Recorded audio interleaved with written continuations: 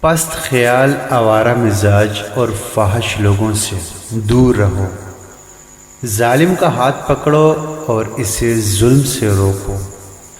جو شخص مظلوم کے ساتھ اس لیے چلتا ہے کہ اسے اس کا حق دلوائے، تو اسے اللہ تعالیٰ اس دن ثابت قدم رکھے گا کہ جس دن قدم پھسلے گا۔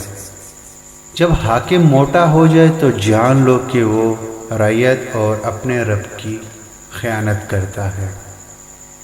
رضامندی کی آنکھ ہو تو اسے کوئی عیب نظر نہیں آتا، اور جب ناراض ہو جائے تو اسے صرف برائیاں ہی برائیاں نظر آتی ہیں۔ ضرورتیں کم کرو گے تو راحت پاؤ گے۔ دشمن سے ہمیشہ بچو، لیکن دوست سے اس وقت جب وہ تمہاری تعریف کرنے لگے۔ عاقل پہلے قلب سے پوچھتا ہے، پھر منہ سے بولتا ہے۔ بدگمانی تمام فائدوں کو بند کر دیتی ہے۔ اہل غفلت کے پاس بیٹھنا ہی تیرے غفلت کی علامت ہے۔ بہترین عمل دوسروں کو دینا ہے، نہ کہ لینا۔ مومن جس قدر بوڑھا ہوتا ہے اس کا ایمان طاقتور ہوتا ہے۔ ہر چیز کو اس کی ضد سے توڑا جا سکتا ہے۔ کلام میں نرمی اختیار کر، کیونکہ الفاظ کی نسبت لہجے کا زیادہ اثر ہوتا ہے۔ محتاج کو مہلت دینے میں کوئی احسان نہیں، بلکہ عدل و انصاف ہے۔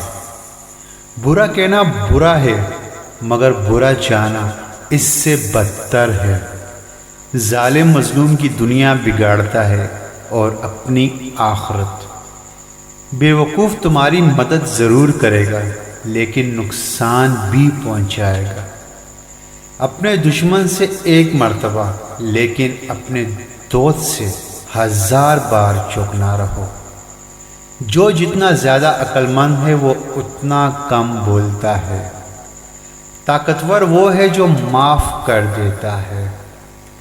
نئی چیز کے آنے کا انتظار کرنے سے بہتر ہے کہ تم اس چیز کو بہتر کر لو جو تمہارے پاس ہے۔ وہ کام ہی مت کرو کہ جس کو کرنے کے بعد معافی مانگنا پڑے۔ دولت کچھوے کی طرح آتی ہے اور خرگوش کی طرح جاتی ہے۔ تجربات سے ہمیشہ کچھ نہ کچھ نیا سیکھنے کو ملتا ہے۔ ایسا مقصد بناؤ کہ صبح بستر سے چھلانگ مار کر اترو۔ جانے سے پہلے سوچ لو کہ واپس کس طرح آنا ہے۔ تھوڑی سی بے صبری بڑے بڑے مقاصد کو تباہ کر دیتی ہے۔ ہزاروں میل کا سفر بھی ایک قدم اٹھانے سے شروع ہوتا ہے۔ کوئی تمہیں دھوکہ دے اس کے لیے شرم ہے، اور تم دوسری بار اس سے دھوکہ کھاؤ یہ تمہارے لیے شرم ہے۔ استاد صرف تمہیں راستہ دکھاتا ہے، جانا تمہیں خود ہوتا ہے۔